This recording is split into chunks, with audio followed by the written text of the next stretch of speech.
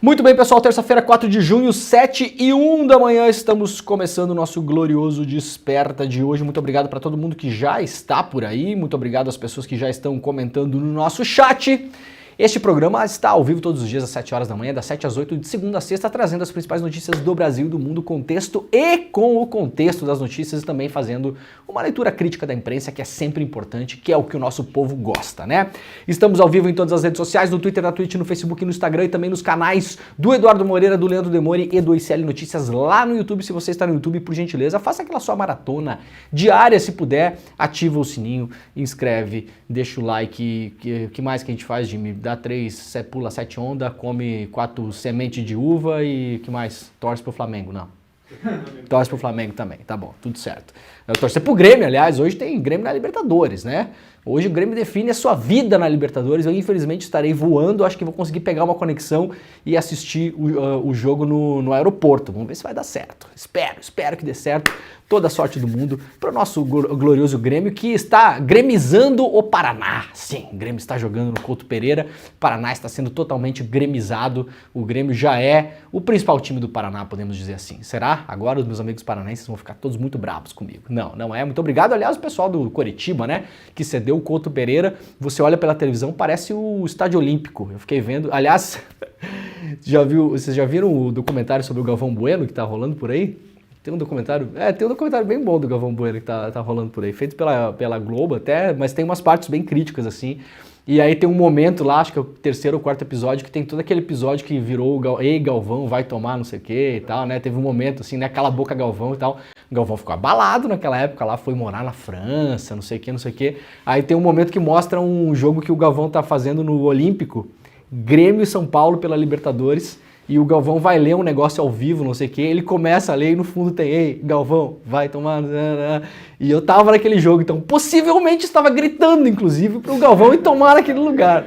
Espetacular, Galvão, desculpa aí, né, com todo respeito, né, mas a torcida ela tem direito de, né, fazer o seu protesto, né, eu pude ouvir a minha voz em coro lá, glorificando o querido Galvão Bueno, maravilhoso, o maior narrador do Brasil, né, com todas as vênias possíveis, né.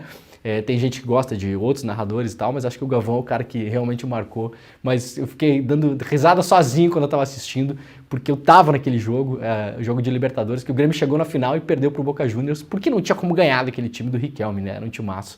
Eu fui pra final, aliás, a gente tomou 3-0 em Buenos Aires, e aí tinha os cartazinhos, né? 3-1, eu acredito. Eu acreditei também, não deu certo. Mas o importante na vida é acreditar, né? Muito obrigado também para quem nos acompanha pela TV aberta e pelo rádio.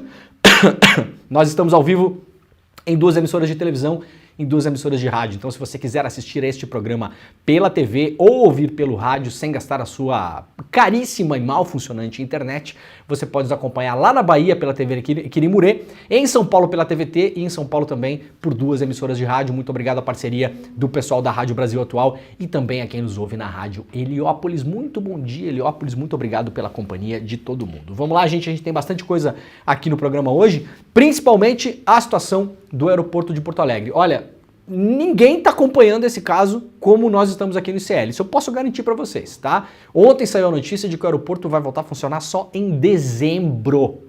Dezembro. Vocês imaginam uma capital do tamanho de Porto Alegre, que depende do aeroporto. Porto Alegre só tem um aeroporto, não é como São Paulo, que tem 2 aeroportos. Até 3, se você contar Viracopos, que fica próximo ali também.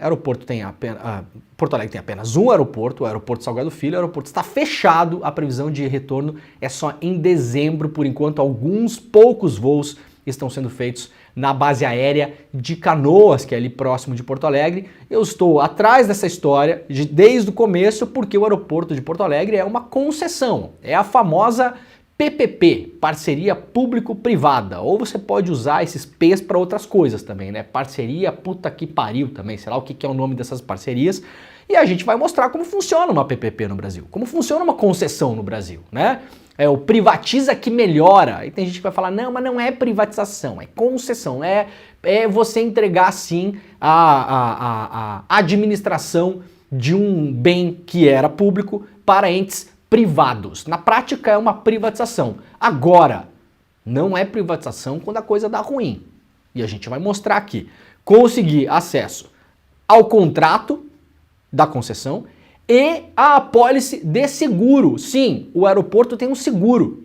O concessionário, que é a empresa Fraport, que é uma empresa privada que pertence, uma boa parte dela na Alemanha, é de ações free float, que chama, né? Ações que estão no mercado, cerca de 30%, mas uma parte grande da companhia Fraport, ela é do estado onde está a área de Frankfurt. Então é como se fosse assim, nós concedemos o aeroporto do estado do Rio Grande do Sul para o estado de Frankfurt, entendeu? Nós privatizamos publicamente, né? Eu fico imaginando por que será que para um estado da Alemanha é interessante a gestão de um aeroporto no Brasil e para um estado do Brasil não é interessante a gestão de um aeroporto no Brasil. Será porque nós somos um bando de idiotas? É possível que seja isso, né? É bem possível.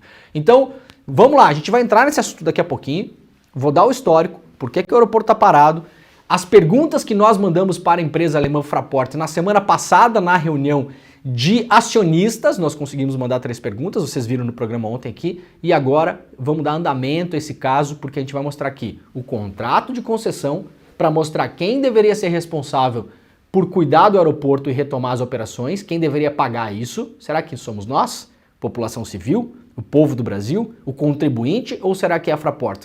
Ou será que é a seguradora, porque era obrigatório pelo contrato de concessão que a Fraport tivesse seguro. Então hoje aqui eu vou mostrar a apólice de seguro. Sim, conseguimos a apólice de seguro. Não foi nem muito difícil não, tá? Se tivesse assim interesse da imprensa que tem mais recursos, mais repórteres, se tivesse interesse, essa matéria já teria sido dada umas 2 semanas atrás. Como aparentemente ninguém está se interessando pela história, porque, né, deixa assim, vamos lá que o governo federal vai botar um dinheiro, vamos isentar o ICMS, o governo estadual bota um dinheiro também, vamos livrar a empresa disso. Parece que tá rolando um negócio um pouco isso, né? Com a desculpa, mas assim que é a concessão, então ninguém vai discutir a concessão. A concessão não se discute. Então é o seguinte, nós vamos mostrar como é uma concessão, para que vocês que estão assistindo esse programa possam entender se nós queremos esse tipo de concessão no Brasil. Se essa concessão é benéfica para quem vai usar o aeroporto, se essa concessão é benéfica para o contribuinte do Rio Grande do Sul, se esta concessão é benéfica para o país, para o Brasil, para a sociedade civil, para nós outros que vamos pagar a brincadeira, né? Não, mas tem que fazer, porque assim é a concessão. Então vamos discutir como é que é a concessão. A gente vai entender aqui como funciona a concessão. Vamos explicar como funcionam as concessões e aí a partir disso vocês podem formar o próprio juízo de valores, né? Não estamos pregando aqui nenhum tipo de quebra de contrato, por enquanto, nada disso. Nós vamos explicar como funciona uma concessão, que basicamente quando a coisa está dando certo, os lucros vão para o bolso da Fraport. Quando a coisa começa a dar errado, quem vai pagar sou eu, é o Jimmy, é todo mundo aqui que está aqui, é você que está assistindo esse programa, tá? É assim que funciona a concessão. Ah, mas foi assinado. Bom, então a gente vai discutir por que é que foi assinado, por que é que foi feito desse jeito, por que é feito desse jeito no Brasil. Não parece algo que é bom para a sociedade civil. Afinal de contas, a minha vida inteira, eu e várias pessoas pegamos voos em Porto Alegre, enquanto era administrado pelo poder público, para vários lugares, nunca tive nenhum problema recorrente, grave no aeroporto de Porto Alegre. Depois que passou para concessão da empresa privada, não notei nenhuma imensa diferença no aeroporto de Porto Alegre. Fizeram uma área nova lá e tal, não sei o quê, mas continua voando para São Paulo, para o Rio de Janeiro, para Buenos Aires, para Portugal, como se fazia antes, com as mesmas empresas que operavam antes, com os mesmos aviões, não se nota, é porque tem um Starbucks agora ali, então tá muito melhor, tá? Agora tem um Starbucks. Dane-se o Starbucks, né? Não tô nem aí pro Starbucks, né? Então a gente vai colocar aqui os pontos, vamos mostrar, melhorar para a população civil depois da concessão de forma substancial. Nossa, antes era um aeroporto horrível, não tinha como pegar voo, tava sempre com problema, não sei o quê. Não é o caso mesmo. Se fosse o caso, não teria problema nenhum aqui em falar. O Salgado Filho nunca teve problemas graves para você pegar o voo pelo Salgado Filho. Eu já voei 1 milhão de vezes pelo Salgado Filho. Nunca foi uma grande questão, sempre foi um aeroporto ali charmoso, né? Um aeroporto pequeno, fácil de se organizar e tal. Não havia uma grande questão. Nossa, é um aeroporto que não funciona. Nós realmente somos um bando de ananá que não conseguimos tocar um aeroporto. Nós precisamos dos alemães para tocar esse aeroporto. Não era o caso. Então qual a grande vantagem da concessão? Daqui a pouco a gente vai mostrar aqui quem leva as vantagens da concessão do aeroporto para a gente fazer um exemplo aqui, para todo mundo tentar entender como funcionam essas parcerias públicos-privadas, né? As concessões. Vamos lá então para o iclnoticias.com.br, inscrições para o Enem 2024 vão até o próximo domingo. Atenção, se você tem que se inscrever no Enem, ou inscrever alguém da sua família, dos seus contatos próximos, seus amigos aí, sua enteada, o seu sobrinho, tal, não sei o quê, o seu neto. As inscrições vão até o próximo domingo. Lá na capa do iclnoticias.com.br, o portal de notícias do ICL, tem tudo o que você precisa saber com o link correto para inscrição, porque ontem nós mostramos aqui, tem sites falsos por aí, onde as pessoas estão usando, depositando o Pix dos R$80 na inscrição e o Pix está indo para golpistas. Então, atenção, não aventure-se pela internet, vá lá para o iclnoticias.com.br, pega esse link e manda para as pessoas, porque aqui temos os links seguros, né, bonitinho, organizadinho aqui, ó, com o link da página do participante e um passo a passo para fazer a inscrição. É fácil com esse passo a passo, tá tudo organizadinho, tudo printadinho, olha aqui que beleza, né? Grande serviço do iclnoticias.com.br para vocês. Notícias sobre saúde, câncer de pulmão, novo medicamento impede a progressão em 60% dos pacientes. Estudo considerado extraordinário foi apresentado na conferência da Sociedade Americana de Oncologia Clínica, também publicado lá pelo iclnoticias.com.br. STF marca julgamento da revisão do FGTS para 12 de junho, também aqui pra gente entender, né?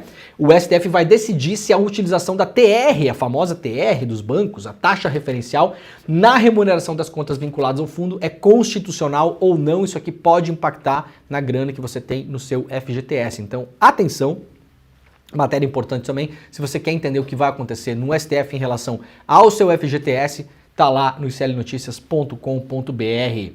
O Senado deve votar hoje, nessa terça-feira, o texto que retoma a taxação das compras internacionais até $50. Essa é a grande polêmica no Brasil nesse momento. Não é bobagem, porque isso aqui pega milhões de pessoas, isso aqui tem vários desdobramentos. Não é uma coisa simples da gente analisar, não é só a gente analisar do ponto de vista, poxa, agora a pessoa que quer fazer a comprinha lá vai ser prejudicada, porque isso aqui envolve também várias fraudes fiscais que estão sendo perpetradas no Brasil, várias lojinhas abertas no Brasil inteiro de pessoas que montam lojas, fazem compras em série de até $50 nas Shopee da vida, Shein, não sei o quê, e trazem para o Brasil como se fossem pessoa física, não pagam imposto, colocam esses produtos no mercado e acabam quebrando a concorrência porque tem condição de vender o produto muito mais barato do que o concorrente que está lá trabalhando certinho, pagando imposto, e também grandes redes, tipo o velho da van, mas não é o velho da van, mas assim, tipo o velho da van, não posso falar que é ele, né? O Luciano Hang, né? A família Hang, mas assim, tipo ele, assim, sabe? Também há uma suspeita forte no Brasil aí, inclusive já falado pelo ministro Haddad na semana retrasada, quando foi até a Câmara numa sessão que foi convidado para prestar esclarecimento sobre a política brasileira. O Haddad fez o exemplo lá de um empresário que faturou milhões no Brasil fazendo importações fake, fazendo de conta que era para consumo próprio, CPF, e colocando esses produtos no mercado. Então é um tema complexo. Qual a grande questão disso? Eu espero que seja estratégia e não por acaso, né? A Câmara aprovou. Projeto do filho do Arthur Lira, tá? Isso aqui não é o Lula, mas é claro, né? Se você vai ver nos youtubers da vida aí, a foto que tem é a do Lula, né? Porque o pessoal ou é ignorante ou é só ideologia mesmo, né? Molecada micreiro e pessoal de game, né? Boa parte dessa galera aí, vocês já viram onde é que foi parar esse negócio, né? Então tudo vira o Lula, é a ideia fixa do Lula. Gente, o projeto não é do Lula, tá? Não é do Lula. Se fosse, a gente estaria falando aqui, não tem problema nenhum. Mas não é. Não é. Na prática, não é. foi inserido uma jabutizeira num outro projeto que não tinha nada a ver com isso, pelo filho do Arthur Lira. Quem aprovou foi a Câmara, com votos da extrema-direita, dos bolsonaristas, de todo mundo, votou a favor desse negócio, votou a favor de taxar você, tá? Micreiro, gamer, todo mundo que compra a brusinha da Shein, né? No que me incluo também, né? Todos nós aqui, compra de vez em quando um negocinho lá, para uso pessoal, não para revender no mercado, obviamente. Isso aqui é um projeto dos deputados da direita do Brasil, tá bom? Para você não ficar espalhando porcaria no seu canal de YouTube e colocando a foto do Lula, que o Lula não tem absolutamente nada a ver com esse negócio. Espero que seja uma estratégia, e se for, é uma estratégia ótima. Parece que o governo está aprendendo o jogo que é feito hoje, principalmente para divulgação nas redes sociais. O Lula disse que vai vetar isso aqui, tá? Então, atenção. O Senado vai votar hoje, a ver como será a votação. Depois vai para a mesa do presidente Lula. O Lula disse que vai vetar esse negócio. Então eu espero que, se for a ideia de vetar mesmo, vete e faça muito marketing do veto para ver se o pessoal do YouTube aí, desses canais aí, forçadamente, pela imposição dos fatos, tenham que admitir que o Lula vetou o negócio e não foi o Lula que criou, porque por enquanto a tal da narrativa tá para outro lado, né? Pode voltar para a Câmara, para o Senado, podem derrubar o veto do Lula, mas aí vai ficar nas costas do Pacheco, do Lira, do filho do Lira, dos Bolsonaro, da direita, que está querendo aprovar esse negócio aqui. Como eu disse, não é uma coisa simples, não é que quer taxar só a pessoa que quer comprar o negocinho lá, como é que eu comprei pro meu filho esses dias, a pastinha para guardar a cartinha Pokémon. Não é só para isso, né? Vai taxar essa pessoa também. Mas não é só isso, envolve uma série de coisas, fraude fiscal, concorrência desleal, uma série de coisas, uma confusão esse negócio. Então, a ver como é que anda isso aqui no Senado a partir de hoje. Olha, o ICL protocolou no Banco Central um pedido de informações sobre o relatório Focus, a notícia que a gente deu na semana passada. O Edu Moreira fez aqui uma denúncia importante, a gente está tentando, como dizia um amigo meu, clarificar os dados, né? A gente está tentando esclarecer os dados. Aliás, ex-amigo meu, porque não é mais meu amigo essa pessoa também, mas tudo bem, mas já foi também, mas também já não é mais. Esclarecer os dados para entender como é feito o relatório Focus, né? O relatório Focus é o relatório que é feito aí sobre as perspectivas da economia, que opiniões que são dadas aí por agentes do mercado, agentes financeiros, bancos, corretores e tal, não sei o quê, anônimo, é anônimo. Então você vai lá e você fala o seguinte: nossa, eu tenho interesse em bagunçar o mercado, em deixar as águas mais sujas aí para parecer que a economia tá uma porcaria, para mostrar que a coisa vai mal, porque eu tenho posições que me interessam ganhar alguns milhões de reais na piora da economia. Então, como é anônimo, eu vou dizer que a inflação no próximo semestre ela vai a 8%. Faz sentido? Não faz, mas faz sentido para mim, que vou ganhar dinheiro com isso. Então a gente está tentando entender quem manda esses dados. Quem são esses anônimos? Quem são os felizes anônimos do relatório Focus que influenciam na taxa Selic, na discussão pública, nos debates na Câmara, nas notícias que são publicadas pela imprensa e assim por diante. Portanto, ontem protocolamos um pedido de informações ao Banco Central para que os anônimos do relatório Focus apareçam. Por que anônimo? Por que tem que ser anônimo? Por que as corretoras, quando fazem as mesmas projeções, por exemplo, para a Bloomberg, que é uma empresa privada. A Bloomberg é uma empresa privada que vende dados econômicos para o mercado e que tem também site de informação econômica. Esses mesmos agentes econômicos, quando dão as suas opiniões para o levantamento que é feito pela Bloomberg, dão a luz do dia, colocando seus nomes. Por que para a Bloomberg a luz do dia e para o relatório Focus anônimo? Então a gente está vamos tentar entender, vamos ver se essa coisa anda. Espanha decide bloquear ferramentas eleitorais no Instagram e no Facebook. Nossa, a ditadura do Xandão. Ah, não, é na Espanha, não é no Brasil. A Agência de Proteção de Dados da Espanha decidiu suspender temporariamente 2 produtos da Meta, empresa dona do Facebook, que foram desenvolvidos para serem implementados nas próximas eleições europeias. As ferramentas poderiam ser usadas no Instagram e no Facebook. De acordo com a agência de notícias Reuters, as ferramentas Election Day Information e Voter Information Unit são acusadas pela agência de potencialmente violar o regulamento de proteção de dados espanhol. O processamento de dados previstos pela Meta seria contrário à regulação espanhola de proteção de dados e, no mínimo, violaria os princípios de proteção de dados da legalidade, minimização de dados e limitação do período de retenção. A Espanha tem uma lei de proteção de dados, como nós temos no Brasil também, e o medo era que o Facebook soubesse, por exemplo, o caminho que estavam tomando os eleitores ou até mesmo o resultado das eleições antes da população espanhola. É uma maravilha, né? Ai, o Xandão, porque não sei o quê. Chile entra na denúncia contra Israel em Haia por genocídio. O governo chileno, liderado por Gabriel Boric, anunciou que se juntará à África do Sul na denúncia contra Israel por genocídio. Em um discurso ao Congresso chileno no sábado à noite, o presidente Boric revelou que o Chile formalmente apoiará a queixa apresentada na Corte Internacional de Justiça.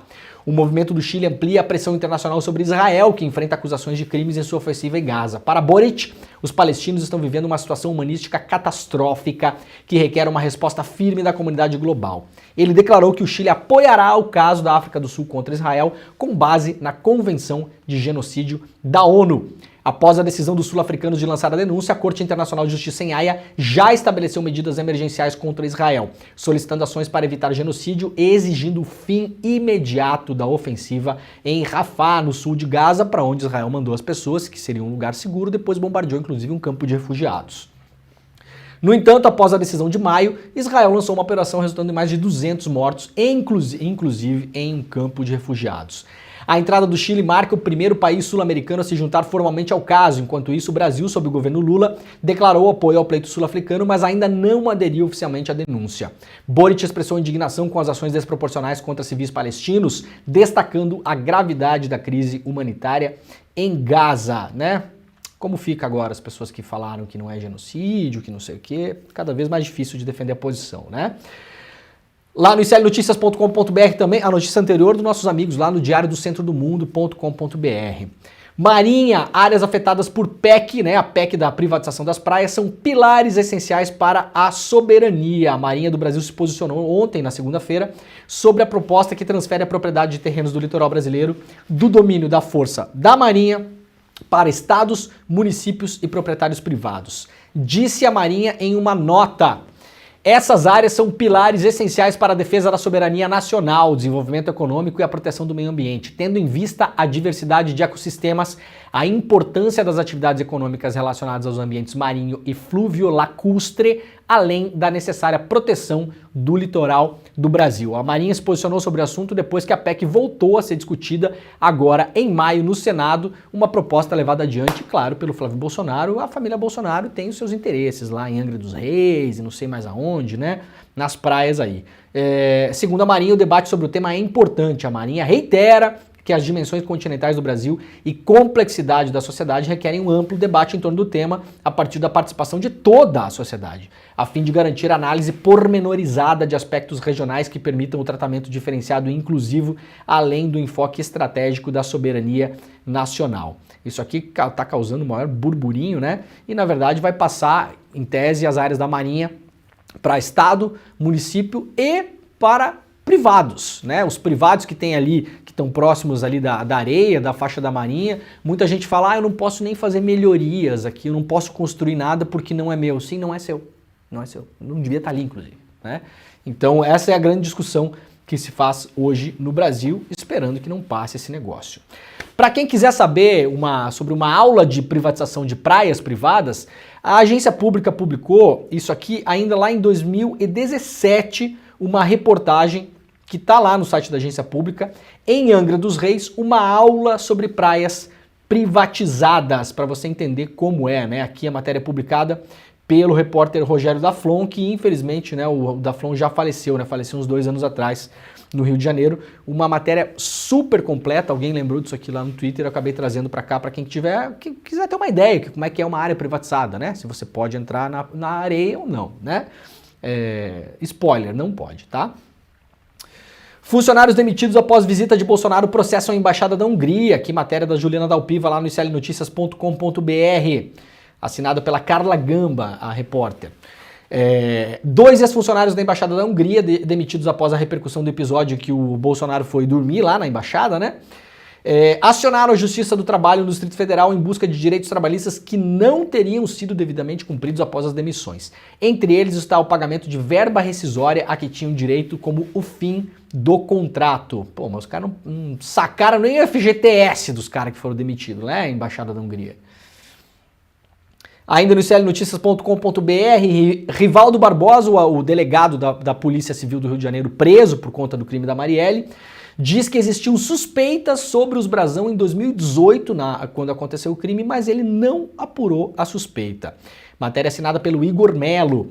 Em depoimento à Polícia Federal, o delegado Rivaldo Barbosa, ex-chefe de polícia do Rio, afirmou que o nome dos irmãos Domingos e Chiquinho Brazão entrou no radar da Polícia Civil entre 1 e 2 meses depois da execução da vereadora Marielle Franco.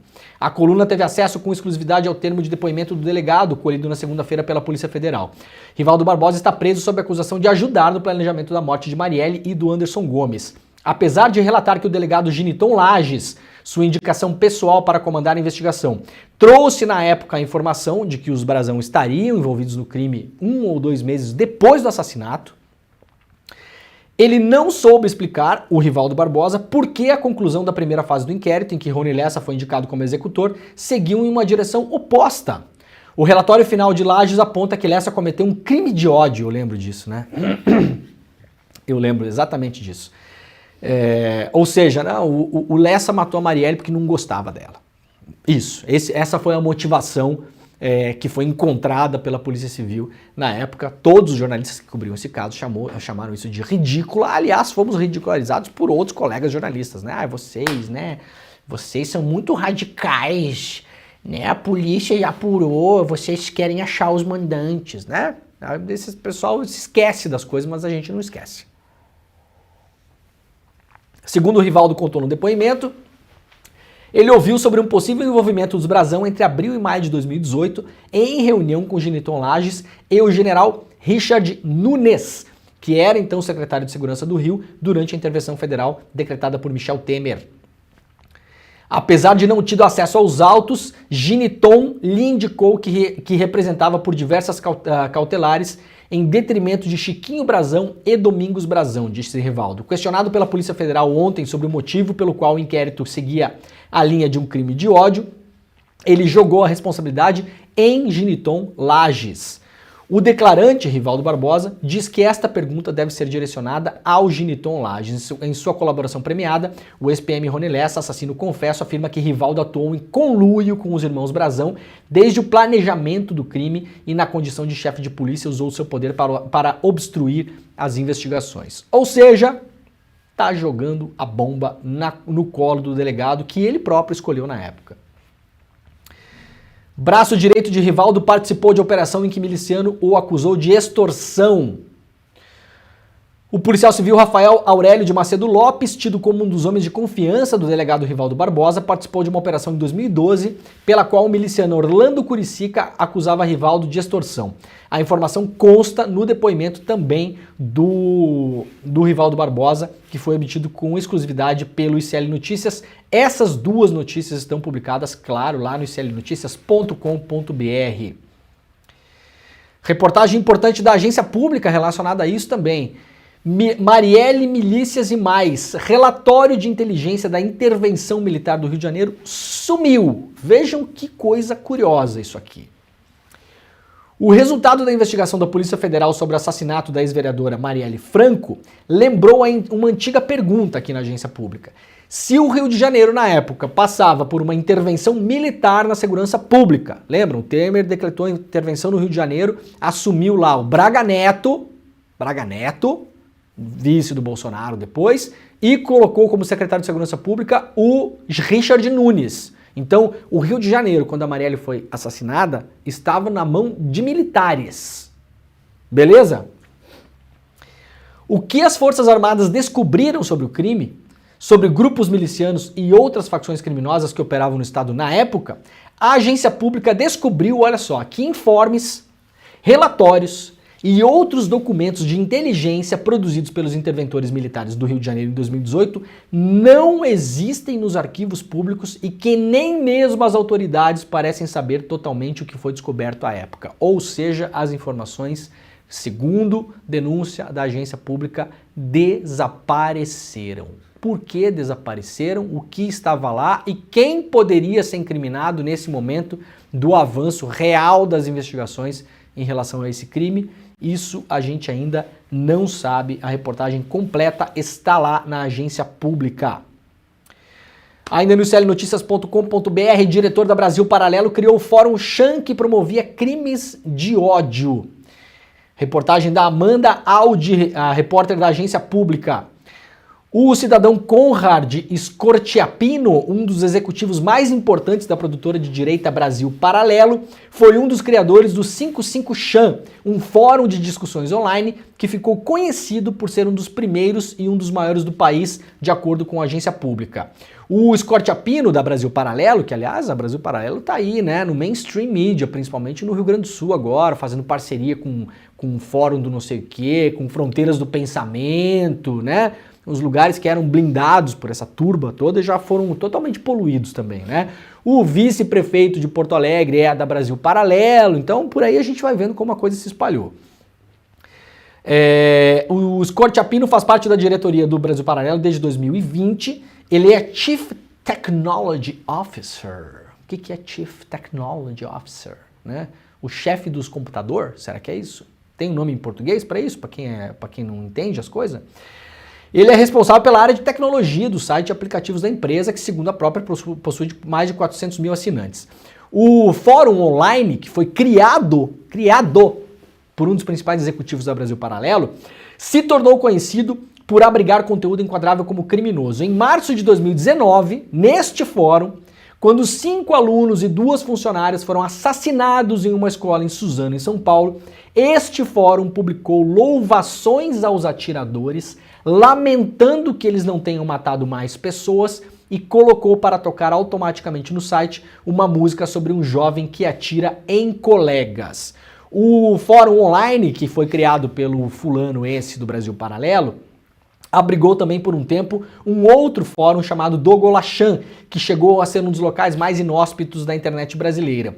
Um de seus criadores foi condenado a mais de 40 anos de prisão por associação criminosa, divulgação de imagens de pedofilia, racismo, coação e incitação ao cometimento de crimes como estupro feminino e terrorismo. Após anos de ameaças e perseguições contra a professora Lola Aronovitch por integrantes deste fórum online, em 2018 foi sancionada a Lei Lola, que permite que a Polícia Federal investigue casos como esses na internet. Então, aqui estamos, né? No Brasil Paralelo. Isso aqui não é a minha opinião, não é o que eu acho, isso aqui é um fato. Este cidadão, que é um dos principais executivos da Brasil Paralelo, que hoje o vice-prefeito de Porto Alegre, que está lá, é da Brasil Paralelo. A Brasil Paralelo faz parceria com a RBS no Rio Grande do Sul, que é a retransmissora da Globo, e com o Fronteiras do Pensamento para trazer pensadores para o Rio Grande do Sul. Está aí emaranhada na política do Estado, fazendo a cabeça de muita gente. Temos aqui uma matéria importante, né? Vocês não acham que é uma matéria importante? Me parece que seja uma matéria bastante relevante publicada pela agência pública.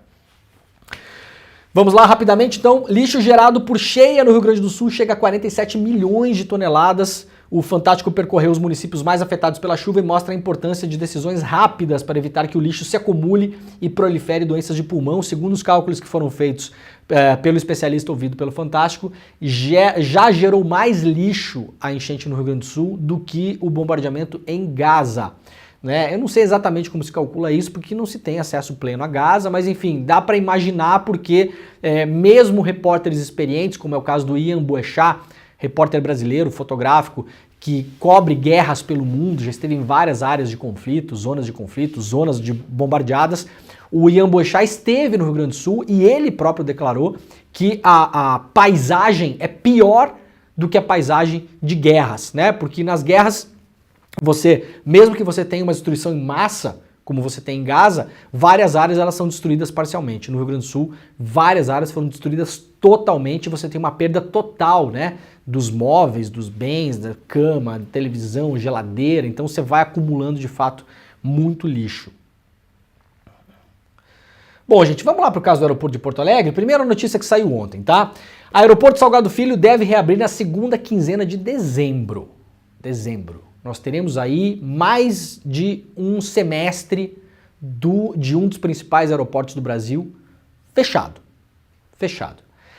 Eu não vou entrar na discussão sobre o quão fácil ou difícil é reabrir um aeroporto, porque fácil não deve ser, tá bom? Fácil não deve ser. Você tem que refazer pista, estrutura, recomprar equipamentos, tem equipamento que é sob medida, que tem que ser calibrado, que não sei o que você não vai achar na comprinha de abaixo de $50 da Shopee. Beleza. Não é essa a questão. Questão número 1. Eu não imagino o aeroporto de Miami,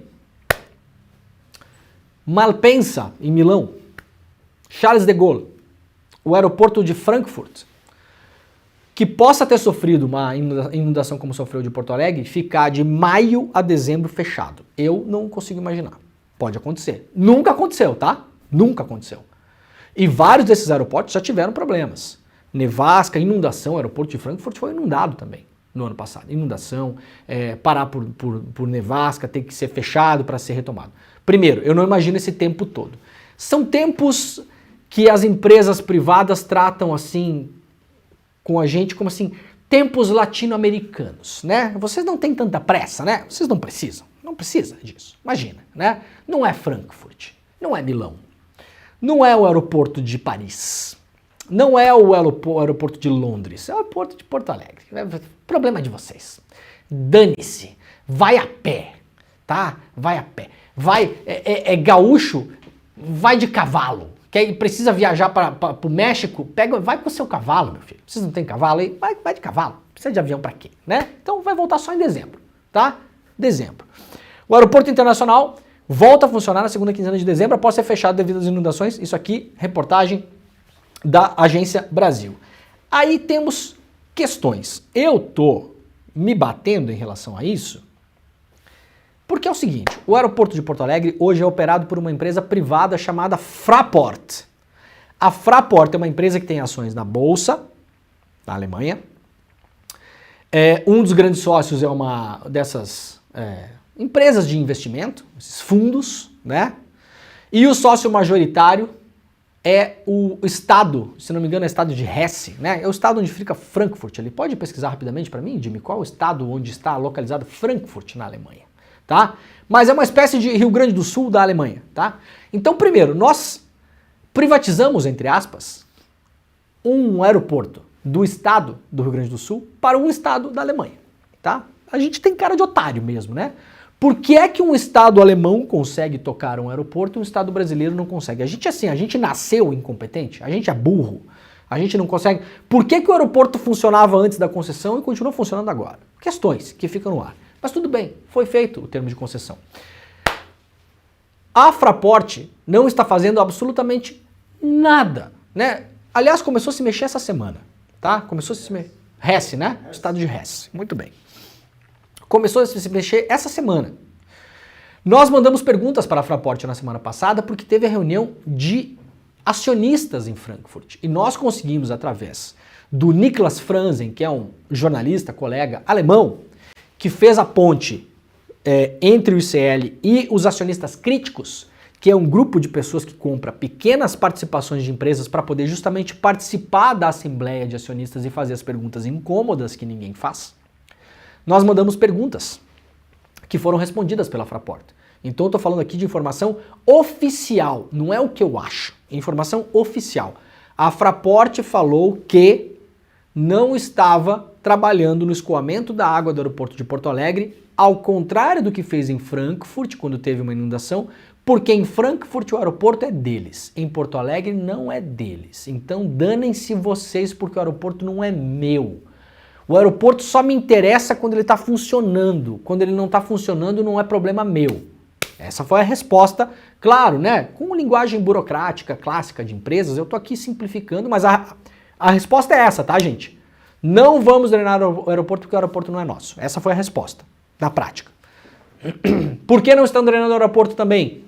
Segundo a Fraport, porque não dava para drenar. Não dava para você botar bombas ali, porque toda a região estava inundada, o que é mentira desmentido pelos fatos, porque 4 tratores de produtores de arroz foram colocados lá pelos produtores e começaram a esvaziar, tirar a água do aeroporto e colocar no rio Gravataí, que fica ali do lado, tá? Então era possível sim esvaziar o aeroporto, tanto era que os arrozeiros foram lá para começar a esvaziar o aeroporto. Então a Fraport não se mexeu porque não quis, tá? Não se mexeu porque não quis. E aí tá uma briga, porque quanto mais o aeroporto fica fechado, mais as pessoas vão ficar putas com quem? Quem que as pessoas vão culpar, gente? A pessoa lá sabe o que é Fraport. O cidadão lá sabe onde é que fica Frankfurt. O cidadão lá tem noção de alguma coisa? Não, as pessoas vão culpar quem? O genérico governo, não é? Não é isso que vai acontecer? De quem é a culpa do aeroporto não ser reaberto? Do genérico os políticos. Então é uma crise fácil para a Fraport. Ela opera o aeroporto enquanto o aeroporto está funcionando. Ela obtém lucros com o aeroporto de Porto Alegre é um aeroporto lucrativo e está no balanço da Fraport, que eu acessei também, está na internet, é só lá olhar. Ah, mas tem que ver se dá lucro sim. Dá lucro o aeroporto sim, dá lucro, milhões de reais de lucro. Lucro para a Fraport, que já foi para o balanço da empresa, já saiu do Brasil e já foi para a Alemanha. Tá? Porque é isso que fazem com o nosso dinheiro aqui, né? Recolhem o meu dinheiro da tarifa que eu pago no aeroporto quando eu pego o voo lá e mandam para Frankfurt. Isso é a concessão que foi feita. O dinheiro não fica no Brasil. Vocês entendem, né? Como funciona o negócio. Beleza? O aeroporto ficando parado vai estourar na conta do governo, dos políticos, né? Do Brasil. O genérico Brasil. O Brasil realmente não tem jeito. O aeroporto não volta a funcionar. Ah, no Brasil, porque lá em Frankfurt alagou o aeroporto, em 3 dias estava funcionando. Mas no Brasil, bom, as pessoas não sabem o que é Fraport.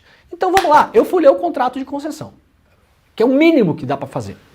Eu acho que se tivesse assim uma vontadezinha jornalística, outros meios de comunicação que têm mais dinheiro, influência, acesso, repórter, editor, produtor, poderiam ter feito isso. Não fizeram. Motivo eu não sei. Cabe a vocês imaginar. Então eu fui ler. Isso aqui, ó, é o contrato de concessão feito pela ANAC para os alemães da Fraport. Está escrito aqui, ó, concessão para ampliação, manutenção e exploração. A palavra é boa, né? Porque a concessionária vai explorar o aeroporto mesmo, de fato. Do aeroporto de Porto Alegre, Salgado Filho.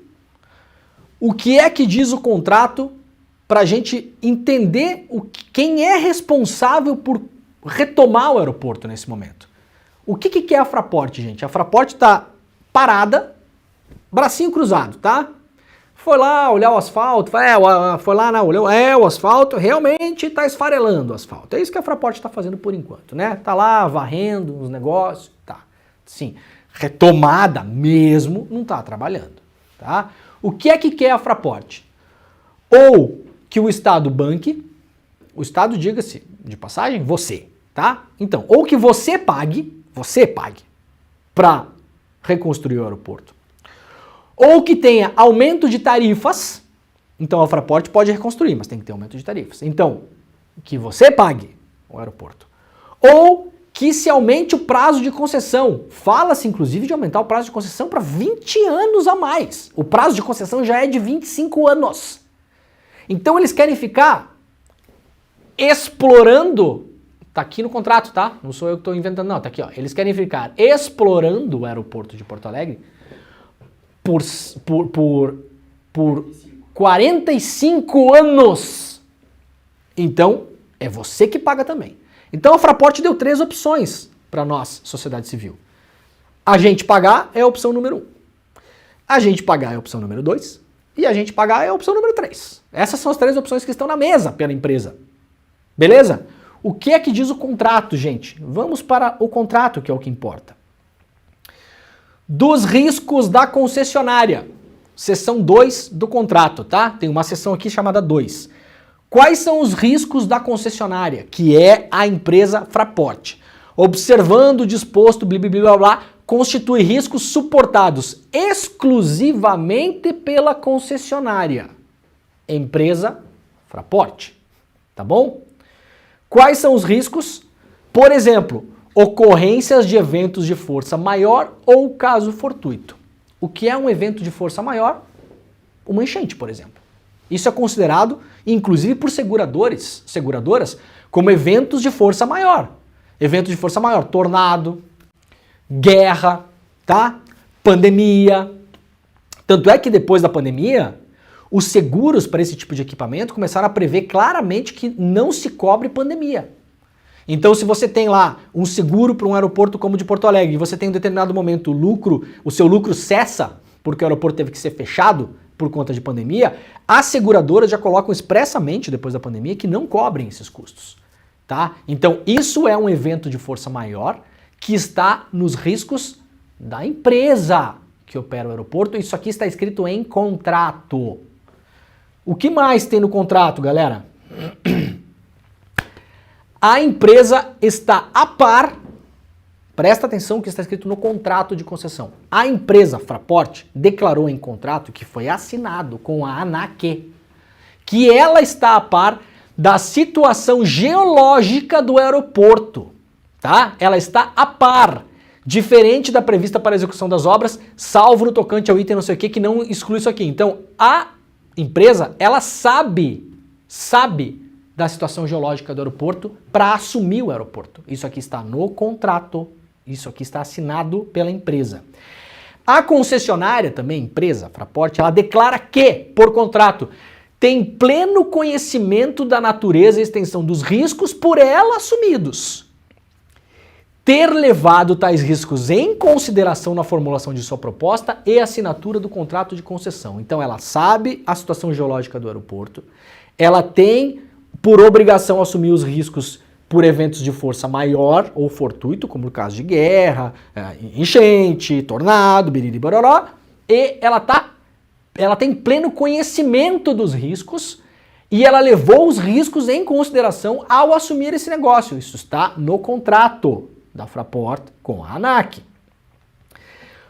E aí o que a empresa tem que fazer para assinar esse contrato? Ela é obrigada, por contrato, a apresentar à ANAC,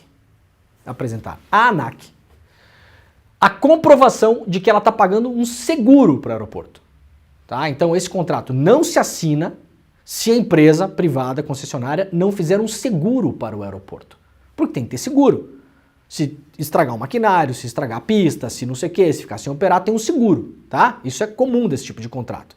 E esse comprovante, o boleto mesmo, eu vou mostrar aqui para vocês. O boleto tem que ser mandado para a ANAC rotineiramente para comprovar que o seguro está sendo pago. Caso isso não seja feito, a concessionária pode ser punida, multada e, no limite, perder a concessão, tá bom? Porque isso é uma condição do contrato, é obrigatório ter seguro. Muito bem. O que mais tem no contrato? Os seguros, tá?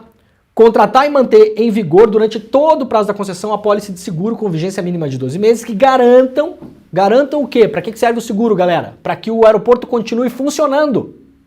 É para isso que serve um seguro, beleza? Os seguros cobrem danos causados aos bens móveis e imóveis que integram a concessão nos termos do contrato, incluindo danos decorrentes do caso fortuito ou força maior. Ou seja, você tem que fazer um seguro para que o aeroporto continue funcionando e o seguro precisa cobrir danos decorrentes de casos fortuito ou força maior. O que é força maior? Guerra, enchente, furacão, tornado, não sei o quê, exceto as coisas que são excluídas expressamente pelo seguro. Então o seguro tem que ser feito e o seguro tem que dizer, olha, eu cubro tudo isso aqui, mas isso não. Tá bom? E aí, por que isso não? Porque se eu tiver que cobrir isso, vai ficar mais caro. Tem seguradora que nem faz e tem seguradora que pode fazer, mas olha, se eu tiver que cobrir, por exemplo, invasão alienígena, né? Olha, invasão alienígena eu não cubro. Se começar o Independence Day, os caras estacionar a nave em cima do aeroporto e fulminar o aeroporto, isso eu não cubro, tá expresso no contrato. Aí a Fraport pode dizer, não, mas eu quero que você cubra o Independence Day. Eu quero que você cubra a invasão alienígena. Ah, então custa mais caro, tá bom? É assim que funciona a negociação entre o segurado e a seguradora, beleza? Mas, por contrato, por padrão, exceto ser excluído pelo contrato, o seguro precisa cobrir eventos decorrentes de caso fortuito ou força maior, como enchentes, beleza? Então aqui está o seguro. Aqui está a apólice do seguro. Vocês não vão conseguir ler, né? Não dá para ler nem se você pegar ela na mão, porque é um monte de letrinha pequena. Aqui está a pólice do seguro. Aqui em cima, galera, olha só, tá o boleto, o famoso boleto, né? Tá aqui o boleto do seguro. Estão vendo aqui, ó, boleto do seguro, ó. Chubb Seguros do Brasil, o número do boleto, biriri-boró, tá tudo aqui, né? Já foi a espécie de quitação em moeda. Quanto custa? Custa R$ 1.153.262,27. Isso aqui é uma parcela, né? Parcela 1, vencimento, 30/13/2024. Veja, isso aqui é atualíssimo, tá? Pagar no Itaú, se não pagar tem igual o seu boleto lá que você fez um boleto. Mesma coisa, tá aqui o boleto do seguro, tá bom? Isso aqui é enviado pela Fraport para a ANAC. E isso aqui a gente está publicando aqui pela primeira vez. O que é que o seguro fala sobre enchente? Vamos lá então? Vamos pro o que interessa aqui? Então, tudo bem, já entendemos que a Fraport é responsável por cobrir eventuais prejuízos em casos de força maior ou coisas fortuitas que acontecem, tá bom? É a responsabilidade da Fraport. A Fraport declarou que estava ciente dos riscos que ela corre ao assinar o contrato. A Fraport declarou que está ciente da situação geológica do aeroporto. O que é a situação geológica? Onde o aeroporto está instalado. Onde ele está instalado, o que tem em volta. Tem mar em volta? Não. Então não tem risco de maremoto. Não tem risco de tsunami. Tudo bem, vamos excluir. Tá numa região que tem tornado, tufão? Aparentemente não. Então, sabemos, está numa região cercada por água, com rio, dique, não sei o quê? Sim, essa é a situação geológica do aeroporto, da qual a Fraport declarou em contrato estar ciente. Beleza? Obrigada a fazer um seguro. O que diz o seguro? E aí, eu vou colocar isso aqui. Vou esperar que as autoridades se movimentem, porque a imprensa mainstream media tradicional eu já vi que não vai se movimentar, não vai ler a pólice de seguro, não vai fazer essa matéria, porque até agora não fez, né? E se vai fazer agora, vai ter que dar crédito aqui ao ICL, porque quem está fazendo é a gente. Está aqui a pólice de seguro. Vamos lá. 4 vezes a palavra enchente é citada na pólice de seguro. Bora lá. Riscos excluídos do seguro. Excluídos. Isso aqui é uma cláusula padrão, tá? Cláusula padrão. Riscos excluídos, prejuízos não indenizáveis, bens não compreendidos no seguro, tá? Então, além dos riscos excluídos, este seguro não cobre o seguro que a Fraport fez com uma empresa privada de seguros, que era obrigada a fazer, não cobre qualquer parte do estabelecimento segurado, Aeroporto Salgado Filho, inclusive ao seu conteúdo por inundações ou alagamento causado por transbordamento de rios ou enchentes, mesmo que estes eventos sejam consequentes dos riscos amparados por essa cobertura. Primeira citação, então, fala que claramente o seguro não cobre enchente. Primeira citação. Segunda citação, inundação não cobre inundação ou alagamento causado por transbordamento de rios ou enchentes. O que aconteceu em Porto Alegre? Transbordou o rio, causou uma enchente. Segunda cláusula padrão, a cláusula 2 da pólice de seguro, ela não cobre inundações de rios ou enchentes. Terceira citação, e aí que eu vou pedir para que as autoridades olhem com lupa o seguro. Porque o primeiro responsável por retomar o aeroporto de Porto Alegre é a Fraport. Não sou eu. Está em contrato, é a Fraport. Não é você. Não é o governo do estado. Não é o governo federal. É a empresa. A empresa, para dividir o prejuízo de uma eventual catástrofe como essa, ela tem um seguro. O seguro na sua cláusula padrão diz que não cobre. Mas é importante olhar com lupa esse seguro. Atenção Ministério Público de Contas. Atenção Tribunal de Contas do Estado. Atenção Controladoria Geral da União, porque esse contrato foi feito com a ANAC. Condições especiais para o seguro de alagamento ou inundação. Condições especiais. Riscos cobertos. Prejuízos indenizáveis e bens cobertos. Esta cobertura garante, até o limite da indenização, as perdas e danos materiais causados diretamente ao estabelecimento por alagamento ou inundação, conforme definidos nessas condições. Definições. Alagamento, o que é? Entrada de água no local de risco devido ao acúmulo ocasionado por aguaceiro, tromba de água de chuva, resultante da obstrução ou insuficiência de esgotos, galerias pluviais e desalgadouros públicos. Item B, enchente. Então, na cláusula padrão diz que não cobre. Nas condições especiais para o seguro, diz que cobre enchente. Tá aqui, ó. Enchente. Cobre enchente, segundo as condições especiais. Quarta citação e última. Condição especial número 9. Condições especiais para o seguro de equipamentos eletrônicos. Riscos cobertos, prejuízos indenizáveis e bens cobertos. Então, a seguradora responderá até o limite da indenização. Ela paga por enchentes, inundações e alagamentos. Então é o seguinte, meus camaradas. Temos um contrato entre um ente privado e o Estado brasileiro. Neste contrato, o ente privado chamado Fraport diz que está a par da situação geológica do aeroporto, que sabe dos riscos que corre, que é responsável em casos de força maior ou casos fortuitos, que é o caso de uma enchente, por exemplo, uma guerra, etc., né? Para diluir o seu possível prejuízo e também por força de contrato, porque era obrigada a fazer, ela contrata um seguro. Aqui está a apólice do seguro. O seguro, por padrão, diz que não cobre enchente, mas o seguro traz duas condições especiais que são citadas nominalmente aqui no seguro, onde diz que são riscos cobertos, prejuízos indenizáveis e bens cobertos em casos de enchente. Está aqui a palavrinha, ó, enchente, está escrito enchente.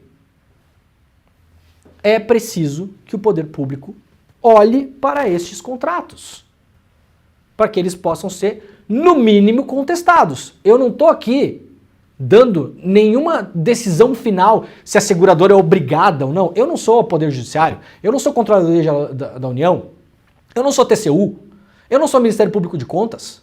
Agora, não pode a sociedade brasileira dar de barato que vai ter uma negociação aqui rápida. Não, esquece contrato. Esquece a pólice de seguro. Não, vamos pagar aqui. Tá bom. O governo federal vai dar um dinheiro aí, o fulano vai dar, o ICMS não precisa pagar, a gente bota. Não pode.